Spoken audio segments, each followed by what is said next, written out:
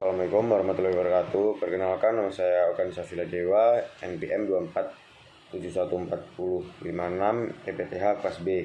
Di sini saya akan menceritakan pelanggaran berat HAM tentang penculikan 7 jenderal atau peristiwa G30 SPKI. Kronologi yang pertama,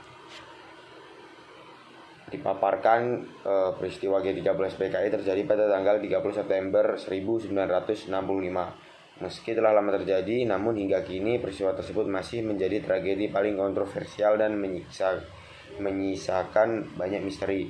Akibat tragedi G30 SPKI antara PKI dan TNI tersebut banyak menyebabkan sejumlah prajurit perwira TNI gugur. Lantas, bagaimana kronologi G30 SPKI secara singkat itu?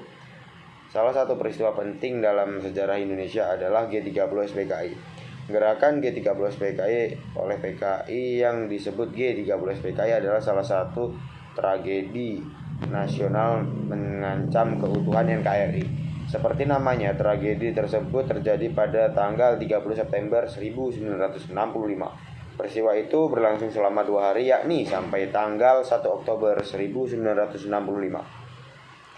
Peristiwa gerakan 30 September 1965 yang menjadi tragedi nasional tersebut diduga dilakukan oleh Partai Komunis Indonesia dan menimbulkan korban di kalangan petinggi militer.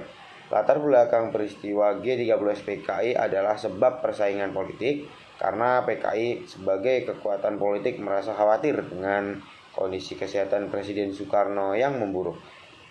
Pada awal Agustus 1965, ketika Presiden Soekarno tiba-tiba pingsan setelah berpidato, banyak pihak yang beranggapan bahwa usia beliau tidak akan lama lagi, sehingga muncul pertanyaan besar tentang siapa yang akan menjadi pengganti Presiden Soekarno nantinya.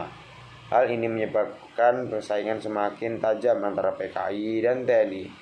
Kronologi G30 SPKI adalah peristiwa yang terjadi selama 2 hari 1 malam, yakni mulai tanggal 30 September sampai 1 Oktober tahun 1945. Berikut kronologi singkat awal pemberontakan G30 SPKI.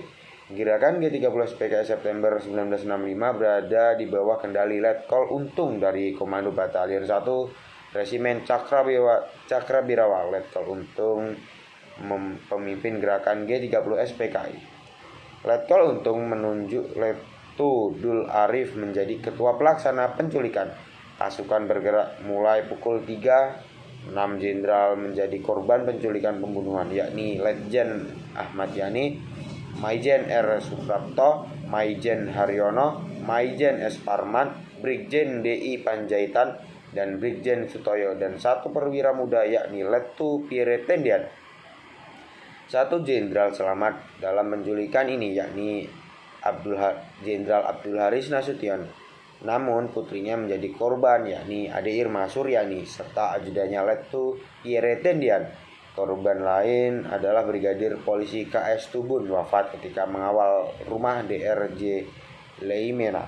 Gerakan ini menyebabkan juga di Jawa Tengah dan di Yogyakarta, Kolonel Katamso dan Letkol Sugiono menjadi korban karena tidak mendukung gerakan ini. Setelah berhasil menculik dan membunuh petinggi Angkatan Darat, PKI menguasai gedung Radio Republik Indonesia dan mengumumkan sebuah dekret yang diberi nama Dekret Nomor 1, yakni pernyataan bahwa gerakan G30 SPKI adalah upaya menyelamatkan negara dari Dewan Jenderal yang ingin mengambil alih negara. Sekian video ini saya tutup. Wassalamualaikum warahmatullahi wabarakatuh.